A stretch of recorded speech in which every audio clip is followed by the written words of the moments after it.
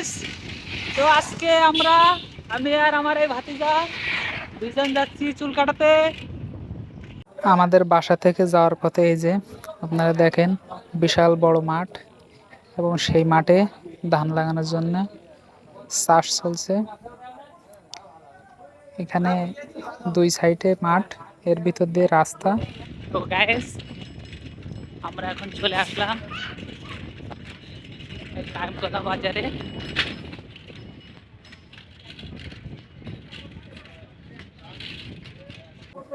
আমরা এখানে আসার পরে দেখলাম আমরা যেখানে চুল ছাড়াবো সেই দোকানটা বন্ধ। আমাদের আশাটাই জলে চলে গেল। তো এখানে দাঁড়িয়ে আমরা নাম্বারে ফোন দিলাম, ফোন দিয়ে ভাইকে জিজ্ঞাসা করলাম, ভাই কি অবস্থা? তো ভাই বলল যে এখন আসবে না, আমাদেরকে বিকালে আসার কথা বলল।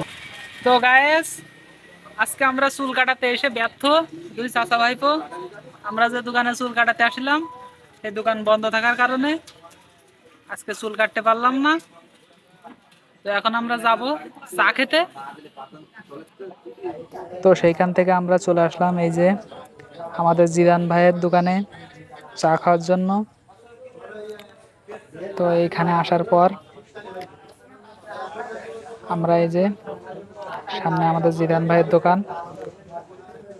তো এখন জিরান ভাইয়ের কাছে আমরা চায়ের অর্ডার দিলাম। দেওয়ার পর এদিকে ফিরে দেখি আমাদের গ্রামের আরো দুইজন আমাদের ভাই ভাগার, তারা বসে আছে। কিছু সময় বসে থাকার পরে চা আসলো। আসার পর এই যে আমি এবং আমার ভাতিজা দুইজনে মিলে চা খাচ্ছি। তো এই চা খাওয়া হয়ে গেলে